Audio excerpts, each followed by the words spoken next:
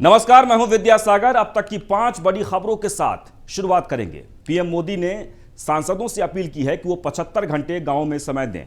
तो वहीं दिल्ली के सीएम अरविंद केजरीवाल ने कहा है कि पद्मश्री अवार्ड के लिए इस बार डॉक्टर्स का नाम भेजेंगे। वहीं बीएसपी ने आगरा से अपने 2 प्रत्याशियों के नाम का ऐलान कर दिया है। साथ ही प्रदेश में एंबुलेंस कर्मियों की हड़ताल से मरीज काफी परेशान हैं। वहीं जमीन से लेकर पहाड़ तक आफत की बारिश से हाहाकार मचा हुआ है। तो इन्हीं 5 खबरों के साथ हम अपने बुलेटिन की शुरुआत करेंगे, जो आज की सबसे बड़ी खबर है। आपको बता दें कि ये टेलीविजन स्क्रीन पर आप देख सकते हैं ये 5 बड़ी खबर, जो सिलसिलेवार तरीके से हम आपको बताएंगे। उत्तर प्रदेश में आगामी विधानसभा चुनाव को लेकर सपा अध्यक्ष अखिलेश यादव ने न्यूज 1 इंडिया संवाददाता पीयूष तिवारी से एक्सक्लूसिव बातचीत करते हुए क्या कुछ कहा, पहले वो सुन लीजिए।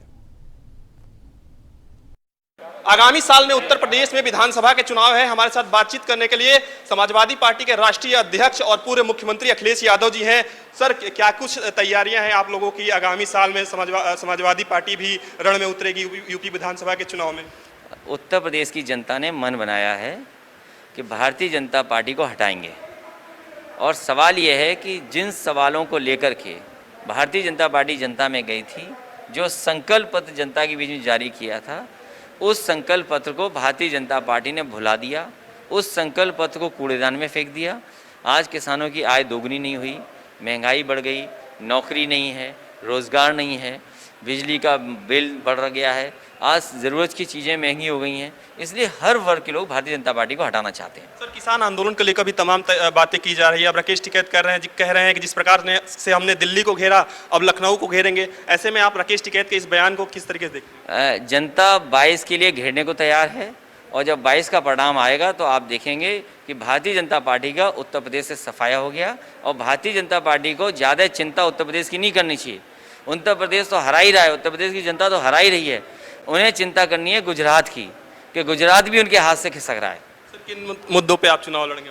ये सवाल वही किसान वाले हैं, बेरोजगारी के हैं, महंगाई बढ़ी है, ये मुख्य मुद्दे हैं। आज नौजवान के हाथ में नौकरी नहीं है, रोजगार नहीं है, आज किसान के साथ धोखा हुआ है। ये तमाम सवाल हैं जिसका जवाब भारतीय जनता पार्टी को देना। कितनी सीटें? सर, आखिरी सवाल। सीटें सबसे ज़्यादा समाजवादी पार्टी की बनेंगी, और अभी गठबंधन हो रहा है। मैंने कहा है कि समाजवादी पार्टी जनता को जोड़ करके, हर वर्ग को साथ लेकर के 350 से ज़्यादा जीतेगी। आगामी साल में उत्तर प्रदेश में विधानसभा के चुनाव है। दावा करते हुए कि उत्तर प्रदेश में लोगों ने मन बना लिया है समाजवादी पार्टी की सरकार को लाने के लिए, और 2022 में बहुत मजबूती के साथ समाजवादी पार्टी मैदान में उतरने जा रही है। चलिए आगे बढ़ते हैं। संसद शुरू होने से पहले भाजपा संसदीय दल की बैठक हुई है। बैठक में पीएम मोदी ने अपने सांसदों से गांव में जाकर उपलब्धियां बताने का आग्रह किया है। पीएम मोदी ने 75 साल पूरे होने पर 75 गांवों में सांसदों को जाने की अपील की। इस दौरान पीएम मोदी ने दूसरे हफ्ते संसद की कार्यवाही बाधित होने को लेकर कांग्रेस पर जमकर निशाना साधा। पीएम मोदी ने कहा कि कांग्रेस न सदन चलने देती है और न ही चर्चा होने देती है। पीएम मोदी ने कहा कि पिछले दिनों वैक्सीनेशन को लेकर भी सर्वदलीय बैठक बुलाई गई थी, उसमें भी कांग्रेस शामिल नहीं हुई। कांग्रेस बैठकों का लगातार बहिष्कार कर रही है।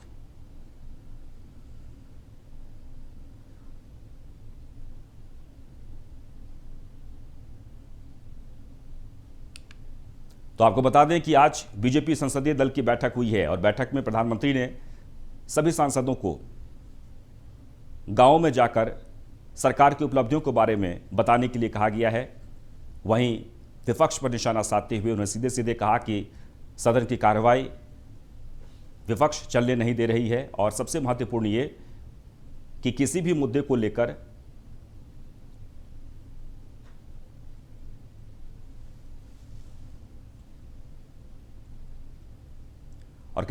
लेकर चर्चा करने के लिए विपक्ष तैयार नहीं है। और सीधे लिए चलते हैं लखनऊ, जहां पर एडीजी लॉ एंड ऑर्डर इस वक्त प्रेस कॉन्फ्रेंस कर रहे हैं।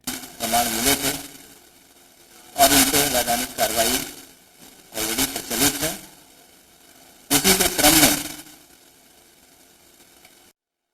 ये सूचना प्राप्त हो रही थी कि एक अंतर्राष्ट्रीय गिरोह बांग्लादेश व म्यांमार के नागरिकों को विशेष रूप से महिलाओं और बच्चों को अवैध रूप से भारत में लाकर उनके कूट रचित प्रपत्र तैयार कराते भारत के विभिन्न राज्यों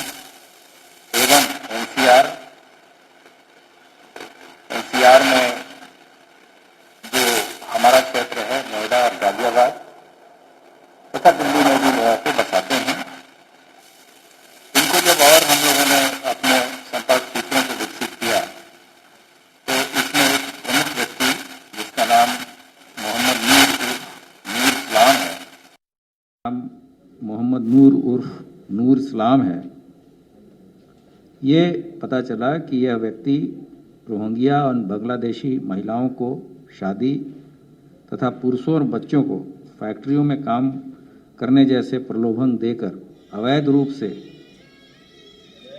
भारत में लाकर उनके कूटरचित प्रपत्रों के आधार पर भारत में बसाता है। वह शादी कराने तथा बेहतर जिंदगी मुहैया कराने का झांसा देकर उन्हें असामाजिक तत्वों के हाथ बेच देता है। इस कार्य के बदले में ये मानव तस्कर ऐसे पीड़ित व्यक्तियों, महिलाओं व बच्चों का आर्थिक, शारीरिक एवं मानसिक शोषण करते हैं। ये भी बात प्रकाश में आई है कि तस्करी के इस कार्य में भारी मात्रा में धन अर्जित किया जाता है तथा इस अवैध धन का भी आदान प्रदान होता है। निगरानी से ये पता चला कि नूर मोहम्मद कुछ रोहिंग्या और बांग्लादेशियों को, नागरिकों को लेकर एक ट्रेन से दिल्ली जा रहा है। इस पे हमारी एटीएस की टीम ने 5 व्यक्तियों को गाजियाबाद रेलवे स्टेशन पर उतार कर उनसे पूछताछ की। नूर जो सरगना है, नूर इस्लाम उर्फ मोहम्मद नूर ने यह भी बताया कि उसका एक अन्य साथी उनको रिसीव करने के लिए दिल्ली स्टेशन पर आने वाला है और वहाँ उस व्यक्ति को भी हमारी टीम ने एप्रीहेंड किया। टोटल 6 व्यक्ति हम लोगों ने हिरासत में लिए। अभी तक के जो पूछताछ हुई है उसके हिसाब से इसमें 2 महिलाएं जो कि नाबालिग लग रही हैं और एक और व्यक्ति है जो कि जिसकी तस्करी हो रही थी। तो 3 ऐसे हैं जो कि विक्टिम हैं और 3 ऐसे व्यक्ति हैं जो कि अपराधी हैं। इनको अपराधियों को हिरासत में लिया गया है और इनके विरुद्ध एटीएस के थाने पे 11/21 धारा 420, 467, 468, 471, 370 और 120B तथा 14 विदेशी अधिनियम के तहत अभियोग पंजीकृत किया गया है। इनको माननीय न्यायालय में पेश किया जाएगा और जो अवयस्क बच्चियां हैं उनको आशा ज्योति केंद्र लखनऊ में नियमानुसार भेजा जा रहा है और इन व्यक्तियों की फर्दर रिमांड लेके पूछताछ की जाएगी। और जैसा कि प्रेस रिलीज से स्पष्ट है कि इसका जो सरगना है मोहम्मद नूर उर्फ नूर इस्लाम, ये त्रिपुरा में रहता है और रहने वाला बांग्लादेश का बताया जा रहा है। इसके अतिरिक्त 2 व्यक्ति हैं जो कि एक व्यक्ति जो कि दिल्ली स्टेशन पे आया था, उसका नाम है रहमतुल्ला। ये वर्तमान में जम्मू कश्मीर में जो जम्मू में कैंप है रोहिंग्या का, वहाँ रहता है और मूलतः ये म्यांमार का निवासी है। और इसका एक और साथी शबीबुर रहमान, वो भी म्यांमार का रहने वाला है। ये लोग जो नूर इस्लाम है, ये त्रिपुरा बॉर्डर से मानव तस्करी कराता है और वहाँ से लोगों को बांग्लादेश से, या तो रोहिंग्या हैं या बांग्लादेशी हैं, उनको विभिन्न तरीक़ों से बॉर्डर क्रॉस करा के और फिर उनका भारत में प्रवेश कराता है और वहाँ से फिर विभिन्न रास्तों से मूलतः ट्रेन के सहारे ये जगह जगह पे इनको ट्रांसशिफ्ट करता है, मतलब ले जाता है और जहाँ इनको बेचना होता है या जहाँ ये कूटरचित तरीके से जिनके प्रपत्र इत्यादि बनवाने हैं वहाँ ले जाता है और उनको बसाता है।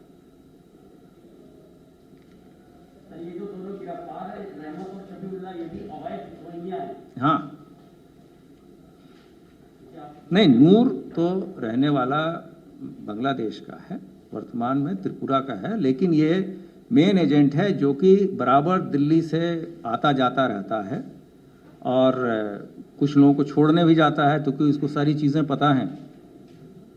तो ये लगातार वहाँ से त्रिपुरा बॉर्डर से वहाँ भी इसके कुछ लोग हैं, और अभी एक व्यक्ति की और हमें तलाश है जो कि इसका मुख्य इनका साथी है, और उस पर भी हमारी आगे की कार्रवाई चल रही है। और जब भी इसमें कोई उल्लेखनीय सफलता मिलेगी हम आपके साथ शेयर करेंगे। जो 3 लोग गिरफ्तार हुए हैं, इनका मेन ऑब्जेक्टिव पैसा कमाना था या इसके लिए कुछ और भी इनका साथ में ऑब्जेक्टिव था? नहीं, हमने आपको इसमें स्पष्ट बताया है कि मानव तस्करी के उद्देश्य से धन अर्जित करना, तथा जैसा कि पहले भी प्रकाश में आ चुका है कि इनको कहीं नौकरी दिलाना और उसके एवज में उस नौकरी से जो इनकम होगा उसका एक हिस्सा अपने पास रख लेना, इनका शोषण करना हर एक तरीके से, आर्थिक, मानसिक और शारीरिक रूप से। ये चीज़ें हमने तो पहले हमने बताया था कि कुछ महिलाओं को भी बाहर भेजा गया है। अभी हम लोगों ने ऐसे 3 लोग पकड़े हैं जो कि विक्टिम हैं, वो इसके दोषी नहीं हैं। 2 महिलाएं हैं और एक पुरुष है। पुरुष वयस्क लग रहा है, तो लेकिन उसका कोई रोल अपराध में नहीं है, लेकिन उसकी भी अभी विवेचना आगे चल रही है। ये सर आपको क्या लगता है, कोई सोची समझी साजिश के तहत ये सब किया जा रहा है कि रोहिंग्या को यहाँ पर लाया जा रहा है, भाई उनसे फंसाया जा रहा है, उनको काम धंधे में लगाया जा रहा है, या जैसा आपने पहले कहा था कि जनसंख्या संशोधन बिगाड़ने की कोई साजिश हो सकती है? ये मैं नहीं कह सकता, लेकिन ये तो अवश्य है कि एक सोची समझी रणनीति के तहत इसको लाया जा रहा है। और यहाँ चूँकि उनकी वेशभूषा या रहन सहन या जो आसानी से वो यहाँ के पॉपुलेशन के साथ मिक्स हो जा रहे हैं, तो ये पता करना बहुत मुश्किल है कि ये लोग यहाँ के हैं या बाहर के हैं। तो हाँ, ऐसी स्थिति में लगातार चीज़ें जो मुख्य लोग हैं, मैंने पहले भी बताया था कि हम केवल किंग पिन जो इस तस्करी में शामिल हैं, हम लोग उन पे फोकस कर रहे हैं ताकि इस चीज़ों को रोका जा सके। पहले बांग्लादेश बॉर्डर की बात होती थी, आज त्रिपुरा बॉर्डर भी आ गया, तो कहीं ऐसा तो नहीं है कुछ ऐसे राज्य स्पेसिफिक हैं या आप उनको नहीं लिखते हैं कभी कि आप यहाँ बॉर्डर आपके यहाँ से कैसे आ रहा है? नहीं, बांग्लादेश बॉर्डर ये भी है। बांग्लादेश, हमारा जो बांग्लादेश से जो बॉर्डर है विभिन्न राज्यों का है, लेकिन वर्तमान में जो ये केस है ये त्रिपुरा बॉर्डर से लाने की इसकी सूचना थी। सर, वेस्ट बंगाल सरकार या त्रिपुरा सरकार को यूपी सरकार कुछ लिखेगी इस बाबत कि वो भी इस पर ध्यान दे? नहीं, वो वहाँ पे पूरी व्यवस्था है इसकी, बॉर्डर के भी फोर्सेस लगी हैं, इसके बावजूद वो पोरस बॉर्डर है, पूरी तरीके से फेंस्ड नहीं है। उसका लाभ उठा के, चूँकि बहुत सारी नदियाँ हैं, नाले हैं जिन पे कि कोई फेंसिंग करना इतना आसान नहीं होता, इन सभी चीज़ों का फ़ायदा उठा के ही ये म्यांमार के रहने बच्ची, चूँकि वो महिलाएं अवयस्क हैं इसलिए उनका नाम हम उजागर नहीं कर सकते। वो तो यहीं लाया जा रहा था, अभी पूछताछ चल रही है, तब ये पता चलेगा। जैसा आपने देखा पहले भी अलीगढ़ से भी लोग रहते हैं, उन्नाव तक में लोग रहते हैं, वो लोकल पॉपुलेशन में मिक्स हो जाते हैं और उसके बाद से कुछ ऐसे दस्तावेज भी बना लेते हैं जिससे आप डिस्टिंग्विश करना मुश्किल है कि वो यहाँ के हैं कि बाहर के हैं। तो इन सभी चीज़ों करके, और अभी तो ये रात ही पकड़े गए हैं, इनसे विशेष पूछताछ होगी तो हम आपको अपडेट फर्दर देंगे।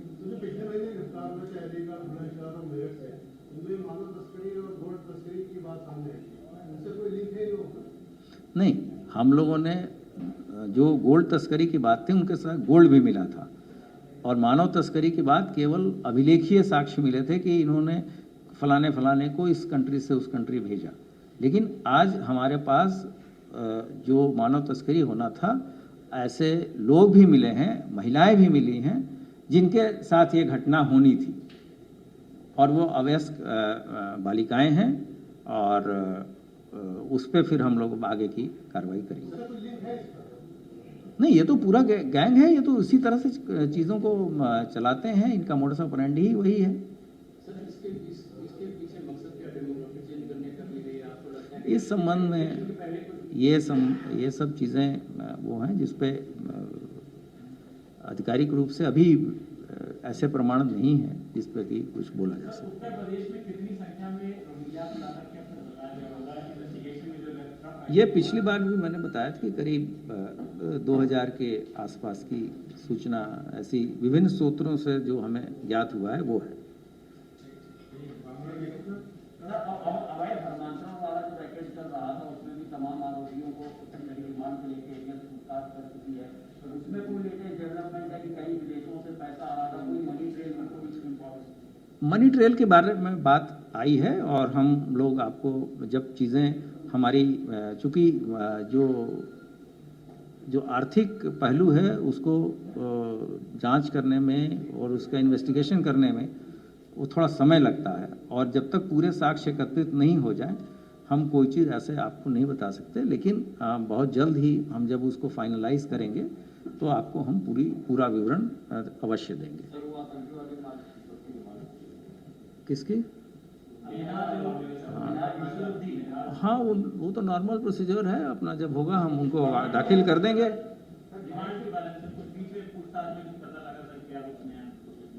ऐसे ऑफ द कफ कोई चीज़ के बारे में देखा, जो आज की पत्रकार वार्ता थी उसके बारे में मैंने बताया, और सब चीज़ें होंगी तो मैं आपको अवश्य बताऊंगा। राकेश टिकैत ने कल ये कहा कि वो लखनऊ को दिल्ली जैसा बनाएंगे, चारों तरफ से बॉर्डर घेरेंगे।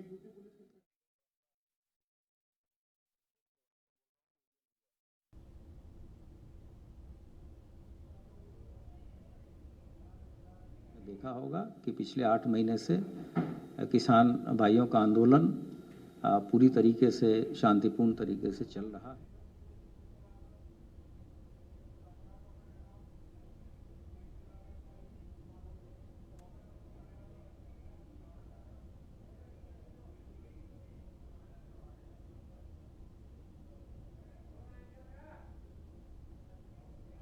दी कि किस तरीके से एक रैकेट चल रहा था, उस रैकेट के जरिए रोहिंग्या महिलाओं को उत्तर प्रदेश में लाया जा रहा था या उत्तर प्रदेश अलग अलग इलाके में अलग अलग राज्यों में बेच दिया जाता था, विदेशों तक में भेजा जा रहा था, और उसके सबके जो सरगना है वो मोहम्मद नूर है।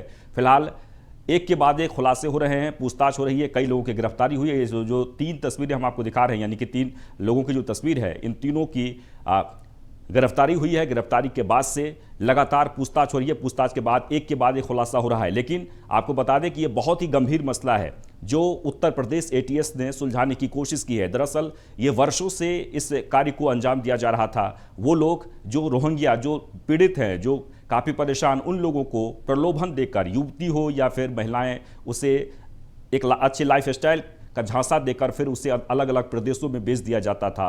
ये खुलासा हुआ है। आपको बता दें कि अवैध रोहिंग्या मामले में यूपी एटीएस ने कार्रवाई की है, और खासकर उत्तर प्रदेश की अगर बात कर ली जाए तो उत्तर प्रदेश के अलग अलग ज़िलों में कहीं भी ले जाकर के उसे बसा दिया जाता था। और ख़ासकर जो पश्चिमोत्तर है, जो पश्चिम के राज्य हैं, वहाँ से ज़्यादा ही घुसपैठ किए जा रहे थे, यानी कि रोहिंग्या लोगों को वहाँ से लाकर और फिर बिहार हो या उत्तर प्रदेश हो या इन राज्यों में, इन ज़िलों में जहाँ पर सेफ जोन माना जाता था, वहाँ पर जाकर ये सभी लोग उसे बसाया करते थे। लेकिन फिलहाल पुलिस ने एक बड़ा खुलासा किया है। आपको बता दें कि इस मामले में एटीएस लगातार कार्रवाई कर रही है, और कार्रवाई के तहत एक के बाद एक खुलासे हो रहे हैं, और इसके जो कड़ी है वो कड़ी दर कड़ी खुलती जा रही है।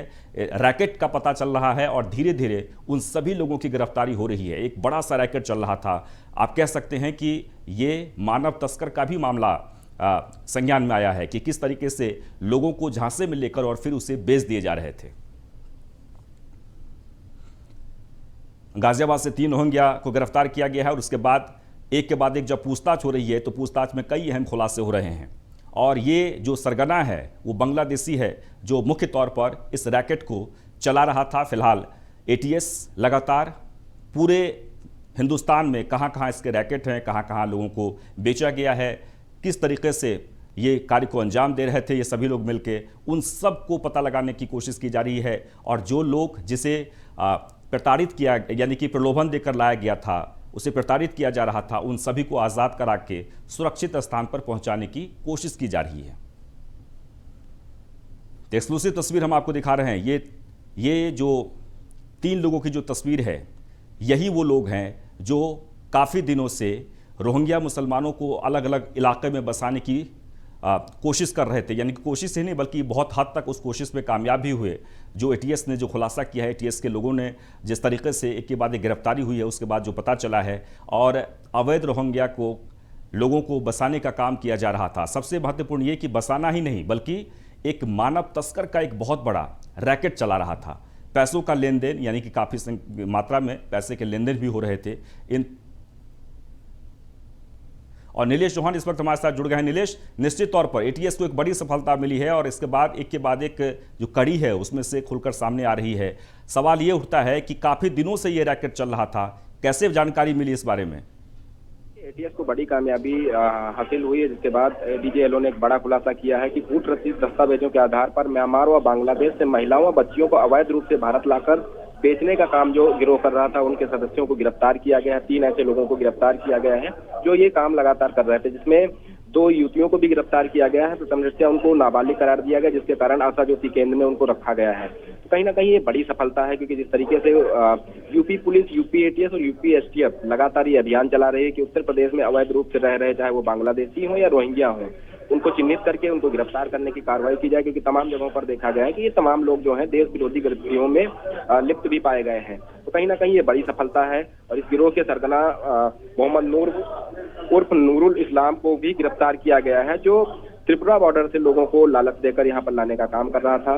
ये बड़ी गिरफ्तारी मानी जा रही है। डीजीएलओ प्रशांत कुमार का साफ तौर पर कहना है कि इनसे पूछताछ होगी, पूछताछ के बाद तमाम अन्य लोगों के जब नाम सामने आएंगे तो उनकी भी गिरफ्तारी सुनिश्चित की जाएगी। फिलहाल ये बड़ी कामयाबी एटीएस के हाथ लगी है। जी नीलेश, अब तक इस मामले में कितने लोगों की बरामदगी हो चुकी है जिन्हें बेचा गया था?